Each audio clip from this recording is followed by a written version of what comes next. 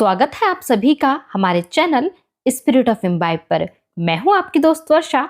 आशा करती हूं आप सभी बहुत अच्छे से होंगे। अगर आप मुझे पहली बार सुन रहे हैं तो हमारे चैनल को सब्सक्राइब करना, वीडियोस को लाइक करना और शेयर करना बिल्कुल ना भूलें। इससे हमारा मनोबल बढ़ता है और हम आपके लिए साहित्य की बहुत सारी अनुपम कृतियां लेकर आपके सामने उपस्थित होते हैं। हम यह देख पा रहे हैं कि जितने भी लोग हमें सुनते हैं उनमें से केवल 17% लोगों ने ही चैनल को सब्सक्राइब किया हुआ है। प्लीज आप हमारा मनोबल बढ़ाने के लिए चैनल को याद से जरूर सब्सक्राइब करें, वीडियोस को लाइक करें और शेयर करें।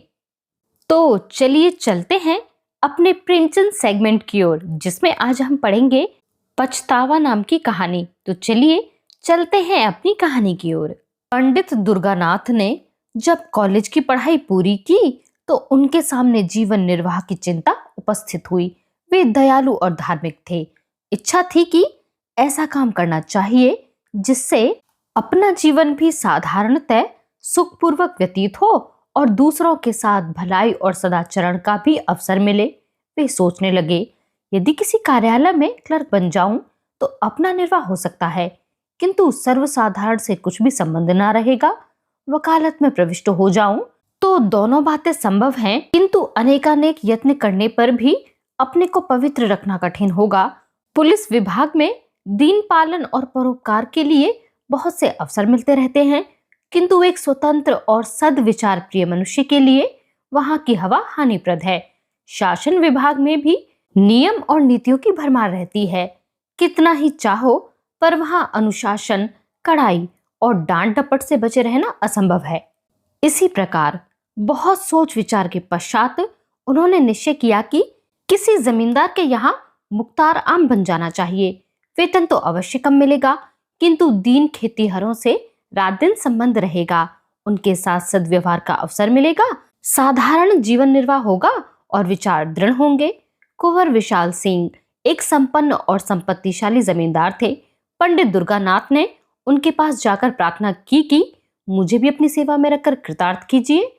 कुंवर साहब ने इन्हें सिर से पैर तक देखा और कहा, पंडित जी, आपको अपने यहाँ रखने में मुझे बड़ी प्रसन्नता होती, किंतु आपके योग्य मेरे यहाँ कोई स्थान नहीं दिखाई पड़ता। दुर्गानाथ ने कहा, मेरे लिए किसी विशेष स्थान की आवश्यकता नहीं है, मैं हर काम कर सकता हूँ। वेतन आप जो कुछ प्रसन्नता पूर्वक देंगे मैं स्वीकार करूंगा। मैंने तो यह संकल्प कर लिया है कि सिवा किसी रईस के और किसी की नौकरी ना करूंगा। कुंवर विशाल सिंह ने अभिमान से कहा, रईस की नौकरी नौकरी नहीं, राज्य है। मैं अपने चपरासियों को 2 रुपया माहवार देता हूँ और वे तंजेब के अंगरखे पहनकर निकलते हैं। उनके दरवाजों पर घोड़े बंधे हुए हैं। मेरे कारिंदे 5 रुपए से अधिक नहीं पाते, किंतु शादी विवाह वकीलों के यहाँ करते हैं। न जाने उनकी कमाई में क्या बरकत होती है। बरसों तनख्वाह का हिसाब नहीं करते। कितने ही ऐसे हैं जो बिना तनख्वाह के कारिंदगी या चपरासीगिरी को तैयार बैठे हैं, परंतु अपना यह नियम नहीं। समझ लीजिए, मुख्तार आम अपने इलाके में एक बड़े जमींदार से अधिक रूप रखता है। उसका ठाट बाट और उसकी हुकूमत छोटे छोटे राजाओं से कम नहीं। जिसे इस नौकरी का चस्का लग गया है उसके सामने तहसीलदारी झूठी है। पंडित दुर्गानाथ ने कुंवर साहब की बातों का समर्थन किया, जैसा कि करना उनकी सभ्यता अनुसार उचित था। पंडित जी दुनियादारी में अभी कच्चे थे। बोले, मुझे अब तक किसी रईस की नौकरी का चस्का नहीं लगा है। मैं तो भी कॉलेज से निकला आता हूँ और न मैं इन कारणों से नौकरी करना चाहता हूँ जिनका कि आपने वर्णन किया है, किंतु इतने कम वेतन में मेरा निर्वाह न होगा। आपके और नौकर असामियों का गला दबाते होंगे, मुझसे मरते समय तक ऐसे कार्य न होंगे। यदि सच्चे नौकर का सम्मान होना निश्चय है तो मुझे विश्वास है कि बहुत शीघ्र आप मुझसे प्रसन्न हो जाएंगे। कुंवर साहब ने बड़ी दृढ़ता के साथ कहा, हाँ, यह तो निश्चय है कि सत्यवादी मनुष्य का आदर सब कहीं होता है, किंतु मेरे यहाँ तनख्वाह बहुत अधिक नहीं दी जाती। जमींदार के इस प्रतिष्ठा शून्य उत्तर को सुनकर पंडित जी कुछ खिन्न हृदय से बोले, तो फिर मजबूरी है। मेरे द्वारा इस समय कुछ कष्ट आपको हो तो क्षमा कीजिएगा, किंतु मैं आपसे कह सकता हूँ कि ईमानदार आदमी आपको सस्ता न मिलेगा। कुंवर साहब ने मन में सोचा कि मेरे यहाँ सदा अदालत कचहरी लगी ही रहती है। सैकड़ों रुपए तो डिग्री और तजवीजों और अंग्रेजी कागजों के अनुवाद में लग जाते हैं। एक अंग्रेजी का पूर्ण पंडित सहज में ही मिल रहा है, सो भी अधिक तनख्वाह नहीं देनी पड़ेगी, इसे रख लेना ही उचित है। लेकिन पंडित जी की बात का उत्तर देना आवश्यक था। अतः कहा, महाशय, सत्यवादी मनुष्य को कितना ही कम वेतन दिया जाए, वह सत्य को न छोड़ेगा और ना ही अधिक वेतन पाने से बेईमान सच्चा बन सकता है। सच्चाई का रुपए से कुछ संबंध नहीं। मैंने ईमानदार कुली देखे हैं और बेईमान बड़े बड़े धनाढ्य पुरुष, परंतु अच्छा है कि आप एक सज्जन पुरुष हैं। आप मेरे यहाँ प्रसन्नता पूर्वक रहिए। मैं आपको एक इलाके का अधिकारी बना दूंगा और आपका काम देखकर तसल्ली भी कर लूंगा। दुर्गानाथ जी ने 20 रुपए मासिक पर रहना स्वीकार कर लिया। यहाँ से कोई 2.5 मील पर कई गांव का एक इलाका चांदपार के नाम से विख्यात था। पंडित जी इसी इलाके के कारिंदे नियत हुए। पंडित दुर्गानाथ ने चांदपार के इलाके में पहुंचकर अपने निवास स्थान को देखा तो उन्होंने कुंवर साहब के कथन को बिल्कुल सत्य पाया। यथार्थ में रियासत की नौकरी सुख संपत्ति का घर है, रहने के लिए सुंदर बंगला है जिसमें बहुमूल्य बिछौना बिछा हुआ है, सैकड़ों बीघे की सिर, कई नौकर चाकर, कितने ही चपरासी, सवारी के लिए एक सुंदर टांगन, सुख ठाट बाट के सारे सामान उपस्थित। किंतु इस प्रकार की सजावट और विलास की सामग्री देखकर उन्हें उतनी प्रसन्नता न हुई, क्योंकि इसी सजे हुए बंगले के चारों ओर किसानों के झोपड़े थे। फूस के घरों में मिट्टी के बर्तनों के सिवा और सामान ही क्या था।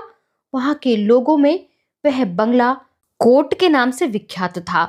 लड़के उसे भय की दृष्टि से देखते थे। उसके चबूतरे पर पैर रखने का उन्हें साहस भी न पड़ता था। इस दीनता के बीच में इतना बड़ा ऐश्वर्य युक्त दृश्य उनके लिए अत्यंत हृदय विदारक था। किसानों की यह दशा थी कि सामने आते हुए थरथर कांपते थे।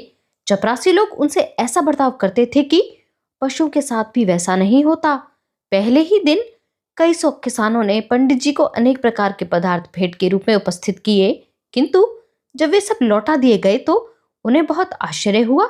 किसान प्रसन्न हुए, किंतु चपरासियों का रक्त उबलने लगा। नाई और कहार खिदमत को आए, किंतु लौटा दिए गए।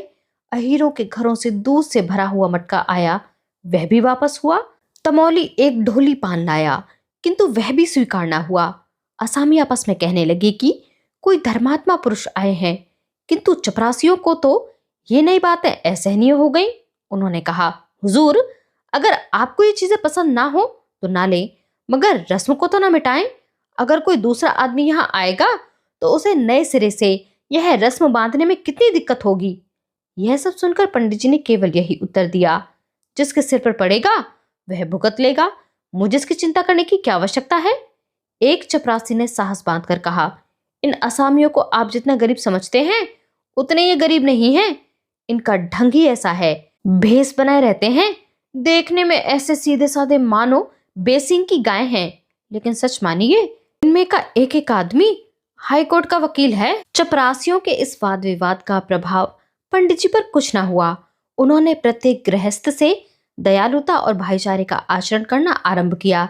सवेरे से 8 बजे तक तो गरीबों को बिना दाम औषधियां देते, फिर हिसाब किताब का काम देखते। उनके सदाचरण ने आसामियों को मोह लिया। मालगुजारी का रुपया जिसके लिए प्रत्येक वर्ष कुर्की और नीलामी की आवश्यकता होती थी, इस वर्ष एक इशारे पर वसूल हो गया। किसानों ने अपने भाग सराहे और वे मानने लगे कि हमारी सरकार की दिनों दिन बढ़ती हो। कुंवर विशाल सिंह अपनी प्रजा के पालन पोषण का बहुत ध्यान रखते थे। वे बीज के लिए अनाज देते और मजूरी और बैलों के लिए रुपए। फसल कटने पर 1 का 1.5 वसूल लेते। चांदपार के कितने ही असामी इनके ऋणी थे। चैत का महीना था। फसल कट कट कर खलियानों में आ रही थी। खलियान में से कुछ अनाज घर में आने लगा था। इसी अवसर पर कुंवर साहब ने चांदपार वालों को बुलाया और कहा, हमारा अनाज और रुपया बेबाक कर दो। यह चैत का महीना है, जब तक कढ़ाई न की जाए तुम लोग डकार नहीं लेते। इस तरह काम नहीं चलेगा। बूढ़े मलुका ने कहा, सरकार, भला असामी कभी अपने मालिक से बेबाक हो सकता है? कुछ अभी ले लिया जाए, कुछ फिर दे देंगे। हमारी गर्दन तो सरकार की मुट्ठी में है। कुंवर साहब, आज कौड़ी कौड़ी चुकाकर यहाँ से उठने पाओगे? तुम लोग हमेशा इसी तरह हीला हवाला किया करते हो। मलुका विनय के साथ, हमारा पेट है, सरकार की रोटियां हैं, हमको और क्या चाहिए? जो कुछ उपज है वह सब सरकार की ही है। कुंवर साहब से मलुका की यह वाचालता सही न गई। उन्हें इस पर क्रोध आ गया। राजा रईस ठहरे। उन्होंने बहुत सारी खरी खोटी सुनाई और कहा, कोई है? जरा इस बुढ़े का कान तो गर्म करो, यह बहुत बड़बड़ कर बातें करता है। उन्होंने तो कदाचित धमकाने की इच्छा से कहा, किंतु चपरासी कादिर खान ने लपक कर बूढ़े की गर्दन पकड़ी और ऐसा धक्का दिया कि बेचारा जमीन पर जा गिरा। मलूका के 2 जवान बेटे वहां चुपचाप खड़े थे। बाप की ऐसी दशा देखकर उनका रक्त गर्म हो उठा। वे दोनों झपटे और कादिर खान पर टूट पड़े। धमाधम शब्द सुनाई पड़ने लगे।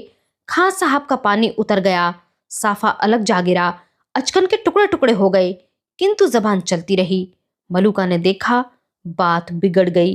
वह उठा और कादिर खां को छुड़ाकर अपने लड़कों को गालियां देने लगा। जब लड़कों ने उसी को डांटा तब दौड़कर कुंवर साहब के चरणों पर गिर पड़ा। पर बात यथार्थ में बिगड़ गई थी। बूढ़े के इस विनीत भाव का कुछ प्रभाव न हुआ। कुंवर साहब की आंखों से मानो आग के अंगारे निकल रहे थे। वे बोले, बेईमान, मेरी आंखों के सामने से दूर हो जा, नहीं तो अभी तेरा खून पी जाऊंगा। बूढ़े के शरीर में रक्त तो अब वैसा न रहा था, किंतु कुछ गर्मी अवश्य थी। समझता था कि ये कुछ न्याय करेंगे, परंतु यह फटकार सुनकर बोला, सरकार, बुढ़ापे में आपके दरवाजे पर पानी उतर गया और तिस पर सरकार हमी को डांटते हैं। कुंवर साहब ने कहा, तुम्हारी इज्जत अभी क्या उतरी है, अब उतरेगी। दोनों लड़के सरोष बोले, सरकार, अपना रुपया लेंगे कि किसी की इज्जत लेंगे? कुंवर साहब ऐंठ कर, रुपया पीछे लेंगे, पहले देखेंगे कि तुम्हारी इज्जत कितनी है। चांदपार के किसान अपने गांव में पहुंचकर पंडित दुर्गानाथ से अपनी राम कहानी कह ही रहे थे कि कुंवर साहब का दूत पहुंचा और खबर दी कि सरकार ने आपको अभी अभी बुलाया है। दुर्गानाथ ने असामियों को परितोष दिया और आप घोड़े पर सवार होकर दरबार में हाजिर हुए। कुंवर साहब की आंखें लाल थी, मुख की आकृति भयंकर हो रही थी। कई मुख्तार और चपरासी बैठे हुए आग पर तेल डाल रहे थे। पंडित जी को देखते ही कुंवर साहब बोले, चांद पर वालों की हरकत देखी आपने? पंडित जी ने नम्र भाव से कहा, जी हाँ, सुनकर बहुत शोक हुआ, वे तो ऐसे सरकश न थे। कुंवर साहब, यह सब आप ही के आगमन का फल है। आप अभी स्कूल के लड़के हैं, आप क्या जाने कि संसार में कैसे रहना होता है। यदि आपका बर्ताव आसामियों के साथ ऐसा ही रहा तो फिर मैं जमींदारी कर चुका। यह सब आपकी करनी है। मैंने इसी दरवाजे पर आसामियों को बांध बांध कर उल्टे लटका दिया है और किसी ने चू तक नहीं की। आज उनका यह साहस कि मेरे ही आदमी पर हाथ चलाएं। दुर्गानाथ कुछ दबते हुए, महाशय, इसमें मेरा क्या अपराध है? मैंने तो जब से सुना है तभी से स्वयं सोच में पड़ा हूं। कुंवर साहब, आपका अपराध नहीं तो किसका है? आप ही ने तो इनको सिर चढ़ाया है, बेगार बंद कर दी। आप ही उनके साथ भाईचारे का बर्ताव करते हैं, उनके साथ हंसी मजाक करते हैं। ये छोटे आदमी इस बर्ताव की कदर क्या जाने? किताबी बातें स्कूलों के लिए ही हैं, दुनिया के व्यवहार का कानून दूसरा है। अच्छा, जो हुआ सो हुआ। अब मैं चाहता हूं कि इन बदमाशों को इस सरकशी का मजा चखाया जाए। असामियों को आपने मालगुजारी की रसीदें तो नहीं दी हैं? दुर्गानाथ कुछ डरते हुए, जी नहीं, रसीदें तैयार हैं, लेकिन आपके हस्ताक्षरों की देर है। कुंवर साहब कुछ संतुष्ट होकर, यह बहुत अच्छा हुआ, शकुन अच्छे हैं। अब आप इन रसीदों को चिराग अली के सुपुर्द कीजिए। इन लोगों पर बकाया लगान की नालिश की जाएगी। फसल नीलाम कर दूंगा, जब भूखे मरेंगे तब सूझेगी। जो रुपया अब तक वसूल हो चुका है वह बीज और ऋण के खाते में चढ़ा लीजिए। आपको केवल यह गवाही देनी है कि यह रुपया मालगुजारी के मद में नहीं है, कर्ज में वसूल हुआ है, बस। दुर्गानाथ चिंतित हो गए, सोचने लगे कि क्या यहाँ भी उसी आपत्ति का सामना करना पड़ेगा जिससे बचने के लिए इतने सोच विचार के बाद इस शांति कुटीर को ग्रहण किया था। क्या जानबूझकर इन गरीबों की गर्दन पर छुरी फेरूं इसलिए कि मेरी नौकरी बनी रहे? नहीं, यह मुझसे ना होगा। बोले, क्या मेरी शहादत बिना काम न चलेगा? कुंवर साहब क्रोध से, क्या इतना कहने में भी आपको कोई तकलीफ है? दुर्गानाथ दुविधा में पड़े हुए, जी, यूं तो मैंने आपका नमक खाया है, आपकी प्रत्येक आज्ञा का पालन करना मुझे उचित है, किंतु न्यायालय में मैंने गवाही नहीं दी है। संभव है कि यह कार्य मुझसे न हो सकेगा, अतः मुझे तो क्षमा ही कर दिया जाए। कुंवर साहब शासन के ढंग से, यह काम आपको करना पड़ेगा, इसमें हाँ नहीं की कोई आवश्यकता नहीं। आग आपने लगाई है, बुझाएगा कौन? दुर्गानाथ दृढ़ता के साथ, मैं झूठ कदापि नहीं बोल सकता और ना इस प्रकार की शहादत दे सकता हूँ। कुंवर साहब, कोमल शब्दों में, कृपा निधान, यह झूठ नहीं है। मैंने झूठ का व्यापार नहीं किया है। मैं यह नहीं कहता कि आप रुपए का वसूल होना अस्वीकार कर दीजिए। जब असामी मेरे ऋणी हैं तो मुझे अधिकार है कि चाहे रुपया ऋण के मद में वसूल करूं या मालगुजारी की मद में। यदि इतनी सी बात को आप झूठ समझते हैं तो आपकी जबरदस्ती है। आपने भी संसार नहीं देखा। ऐसी सच्चाई के लिए संसार में स्थान नहीं। आप मेरे यहाँ नौकरी कर रहे हैं। इस सेवक धर्म पर विचार कीजिए। आप शिक्षित और होनहार पुरुष हैं। अभी आपको संसार में बहुत दिन रहना है और बहुत काम करना है। अभी से आप यह धर्म और सत्यता धारण करेंगे तो अपने जीवन में आपको विपत्ति और निराशा के सिवा और कुछ प्राप्त न होगा। सत्य प्रियता अवश्य उत्तम वस्तु है, किंतु उसकी भी सीमा है। अति सर्वत्र वर्जित। अब अधिक सोच विचार की आवश्यकता नहीं है। यह अवसर ऐसा ही है। कुंवर साहब पुराने खुर्राट थे। इस फेंकनेत से युवक खिलाड़ी हार गया। इस घटना के तीसरे दिन चांद पार के असामियों पर बकाया लगान की नालिश हुई। समन आए। घर घर उदासी छा गई। समन क्या थे? यम के दूत थे। देवी देवताओं की मिन्नतें होने लगी। स्त्रियां अपने घर वालों को कोसने लगी और पुरुष अपने भाग्य को। नियत तारीख के दिन गांव के गवार कंधे पर लोटा डोर रखे और अंगूछे में चबैना बांधे कचहरी को चल पड़े। सैकड़ों स्त्रियां और बालक रोते हुए उनके पीछे पीछे जाते थे, मानो अब वे फिर उनसे ना मिलेंगे। पंडित दुर्गानाथ के 3 दिन कठिन परीक्षा के थे। एक ओर कुंवर साहब की प्रभावशाली बातें और दूसरी ओर किसानों की हाय हाय। परंतु विचार सागर में 3 दिन निमग्न रहने के पश्चात उन्हें धरती का सहारा मिल गया। उनकी आत्मा ने कहा, यह पहली परीक्षा है। यदि इसमें अनुत्तीर्ण रहे तो फिर आत्मिक दुर्बलता ही हाथ रह जाएगी। निदान निश्चय हो गया है कि मैं अपने लाभ के लिए इतने गरीबों को हानि ना पहुंचाऊंगा। 10 बजे दिन का समय था। न्यायालय के सामने मेला सा लगा हुआ था। जहां तहां श्याम वस्त्राच्छादित देवताओं की पूजा हो रही थी। चांद पार के किसान झुंड के झुंड एक पेड़ के नीचे आकर बैठे।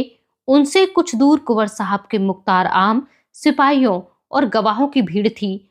ये लोग अत्यंत विनोद में थे। जिस प्रकार मछलियां पानी में पहुंचकर किल्लोल करती हैं, उसी भांति ये लोग भी आनंद में चूर थे। कोई पान खा रहा था, कोई हलवाई की दुकान से पूरियों की पत्तल लिए चला आता था।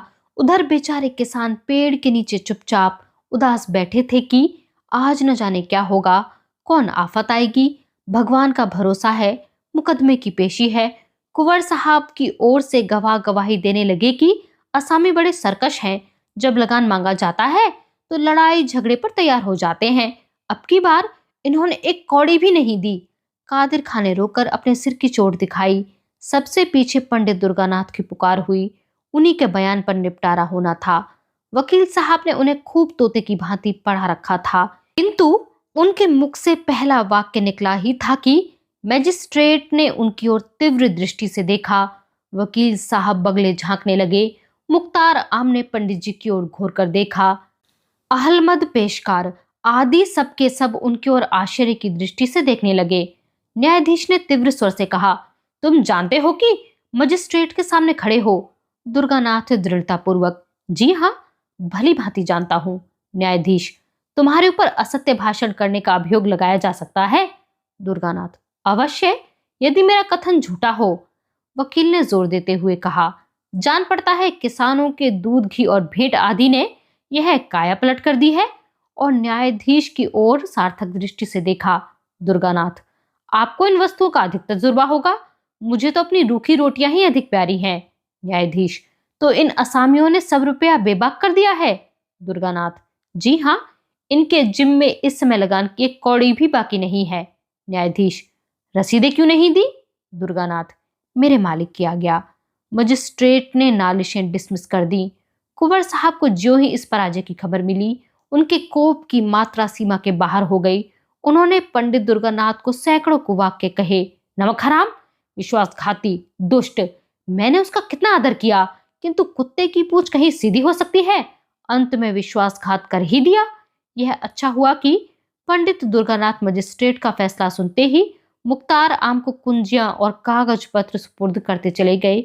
नहीं तो उन्हें इस कार्य के फल में कुछ दिन हल्दी और गुड़ पीने की आवश्यकता पड़ती। कुंवर साहब का लेन देन विशेष अधिक था। चांदपार बहुत बड़ा इलाका था। वहां के असामियों पर कई सौ रुपए बाकी थे। उन्हें विश्वास हो गया कि अब रुपया डूब जाएगा, वसूल होने की कोई आशा नहीं। इस पंडित ने असामियों को बिल्कुल बिगाड़ दिया है। अब उन्हें मेरा क्या डर।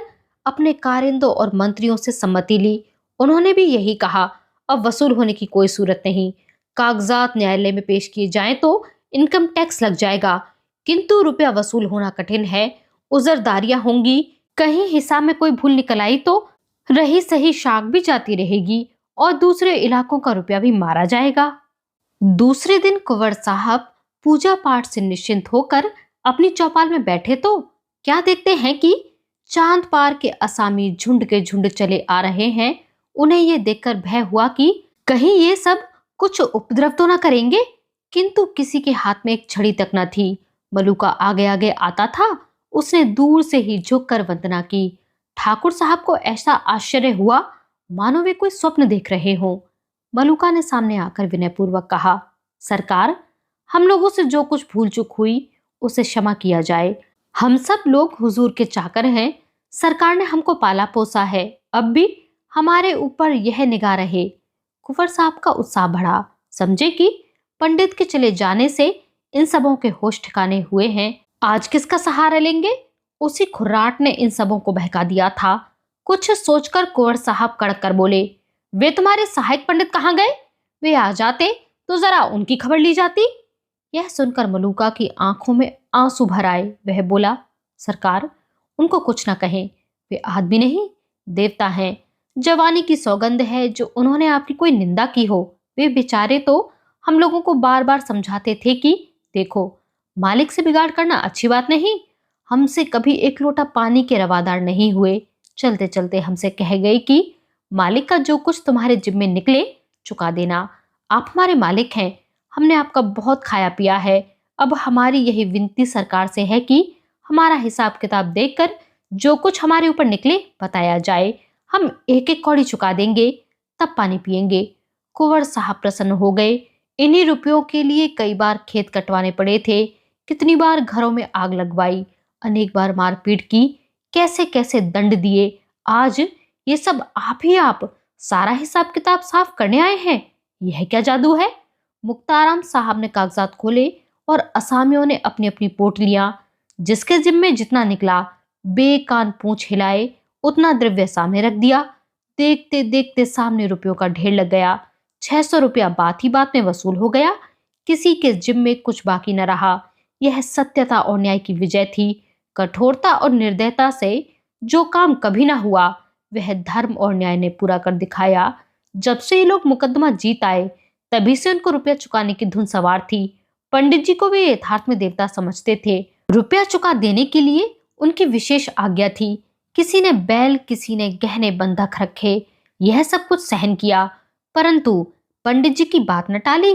कुंवर साहब के मन में पंडित जी के प्रति जो बुरे विचार थे, सब मिट गए। उन्होंने सदा कठोरता से काम लेना सीखा था। उन्हीं नियमों पर वे चलते थे। न्याय तथा सत्यता पर उनका विश्वास न था, किंतु आज उन्हें प्रत्यक्ष दिखाई पड़ा कि सत्यता और कोमलता में बहुत बड़ी शक्ति है। ये असामी मेरे हाथ से निकल गए थे, मैं इनका क्या बिगाड़ सकता था? अवश्य वह पंडित सच्चा और धर्मात्मा पुरुष था। पंडित में दूरदर्शिता न हो, काल ज्ञान न हो, किंतु इसमें संदेह नहीं कि वह निष्प्रिय है और सच्चा पुरुष था। कैसी ही अच्छी वस्तुएं क्यों न हो, जब तक हमको उसकी आवश्यकता नहीं होती, तब तक हमारी दृष्टि में उसका गौरव नहीं होता। हरी दूब भी किसी समय अशर्फियों के मोल बिक जाती है। कुंवर साहब का काम एक निष्प्रह मनुष्य के बिना रुक नहीं सकता था। अतएव पंडित जी के इस सर्वोत्तम कार्य की प्रशंसा किसी कवि की कविता से अधिक न हुई। चांद पार के असामियों ने तो अपने मालिक को कभी किसी प्रकार का कष्ट ना पहुंचाया, किंतु अन्य इलाकों वाले असामी उसी पुराने ढंग से चलते थे। इन इलाकों में रगड़ झगड़ सदैव मची रहती थी। अदालत, मारपीट, डांट डपट सदा लगी रहती थी। किंतु ये सब तो जमींदार के श्रृंगार हैं। बिना इन सब बातों के जमींदारी कैसी? क्या दिन भर बैठे बैठे वे मक्खियां मारे? कुंवर साहब इसी पुराने ढंग से अपना प्रबंध संभालते जाते थे। कई वर्ष व्यतीत हो गए। कुंवर साहब का कारोबार दिनों दिन चमकता ही गया। यद्यपि उन्होंने 5 लड़कियों के विवाह बड़ी धूमधाम के साथ किए, परंतु तिस पर भी उनकी बढ़ती में किसी प्रकार की कमी ना हुई। हाँ, शारीरिक शक्तियां अवश्य कुछ ढीली पड़ती गईं। बड़ी भारी चिंता यह थी कि इतनी बड़ी संपत्ति और ऐश्वर्य को भोगने वाला कोई उत्पन्न ना हुआ। भांजे भतीजे और नवासे इस रियासत पर दांत लगाए हुए थे। कुंवर साहब का मन अब इन सांसारिक झगड़ों से फिरता जाता था। आखिर यह रोना धोना किसके लिए? अब उनके जीवन नियम में एक परिवर्तन हुआ। द्वार पर कभी कभी साधु संत धुनी रमाए हुए दिखाई पड़ते, स्वयं भगवत गीता और विष्णु सहस्त्रनाम पढ़ते थे। पारलौकिक चिंता अब नित्य रहने लगी। परमात्मा की कृपा और साधु संतों के आशीर्वाद से बुढ़ापे में उनको एक लड़का पैदा हुआ। जीवन की आशाएं सफल हुईं, पर दुर्भाग्यवश पुत्र के जन्म ही से कुंवर साहब शारीरिक व्याधियों से ग्रस्त रहने लगे। सदा वैद्यों और डॉक्टरों का तांता लगा रहता था, लेकिन दवाओं का उल्टा प्रभाव पड़ता। ज्यों त्यों करके उन्होंने 2.5 वर्ष बिताए। अंत में उनकी शक्तियों ने जवाब दे दिया। उन्हें मालूम हो गया कि अब संसार से नाता टूट जाएगा। अब चिंता ने और धर दबाया। यह सारा माल असबाब, इतनी बड़ी संपत्ति किस पर छोड़ जाऊं? मन की इच्छाएं मन ही में रह गईं। लड़के का विवाह भी न देख सका, उसकी तोतली बातें सुनने का भी सौभाग्य न प्राप्त हुआ। हाय, अब इस कलेजे के टुकड़े को किसको सौंपूं, जो इसे अपना पुत्र समझे? लड़के की माँ स्त्री जाति ना कुछ जाने ना कुछ समझे, उसे कारोबार संभलना कठिन है। मुक्ताराम कारिंदे कितने हैं, परंतु सब के सब स्वार्थी, विश्वासघाती। एक भी ऐसा पुरुष नहीं जिस पर मेरा विश्वास जमे। कोर्ट ऑफ वार्ड्स के सुपुर्द करूं तो वहां भी वही सब आपत्तियां। कोई इधर दबाएगा, कोई उधर। अनाथ बालक को कौन पूछेगा? हाय, मैंने आदमी नहीं पहचाना। मुझे हीरा मिल गया था, मैंने उसे ठीकरा समझा। कैसा सच्चा, कैसा वीर, दृढ़ प्रतिज्ञ पुरुष था। यदि वह कहीं मिल जाए तो इस अनाथ बालक के दिन फिर जाए। उसके हृदय में करुणा है, दया है। वह अनाथ बालक पर तरस खाएगा। क्या मुझे उसके दर्शन मिलेंगे? मैं उस देवता के चरण धोकर माथे पर चढ़ाता, आंसुओं से उसका ऋण धोता। वही यदि हाथ लगाए तो यह मेरी डूबती नाव पार लगे। ठाकुर साहब की दशा दिन पर दिन बिगड़ती गई। अब अंतकाल आ पहुंचा। उन्हें पंडित दुर्गानाथ की रट लगी हुई थी। बच्चे का मुंह देखते और कलेजे से एक आह निकल जाती। कुंवर साहब बार बार पछताते और हाथ मलते। हाय, उस देवता को कहाँ पाऊं जो कोई उसके दर्शन करा दे, आधी जायदाद उस पर न्यौछावर कर दूं। प्यारे पंडित, मेरे अपराध क्षमा करो। मैं अंधा था, अज्ञानी था। अब मेरी बाह पकड़ो, मुझे डूबने से बचाओ। इस अनाथ बालक पर तरस खाओ। हितार्थी और संबंधियों का समूह सामने खड़ा था। कुंवर साहब ने उनकी ओर अधखुली आंखों से देखा। सच्चा हितैषी कहीं दिखाई न पड़ा। सबके चेहरे पर स्वार्थ की झलक थी। कुंवर साहब ने निराशा से आंखें मूंद ली। उनकी स्त्री फूट फूट कर रो रही थी। निदान उसे लज्जा त्यागनी पड़ी। वह रोती हुई पास जाकर बोली, प्राणनाथ, मुझे और इस असहाय बालक को किस पर छोड़े जाते हो? कुंवर साहब ने धीरे से कहा, पंडित दुर्गानाथ पर। वे जल्द आएंगे। उनसे कह देना कि मैंने सब कुछ उनको भेंट कर दिया है। यह अंतिम वसीयत है। आज की यह कहानी आपको कैसी लगी? और अगर आपको यह कहानी पसंद आई है तो हमारे चैनल को सब्सक्राइब जरूर करें और हमारा मनोबल जरूर बनाए रखें। हमारे साथ इस सफर में बने रहने के लिए आप सभी का बहुत शुक्रिया।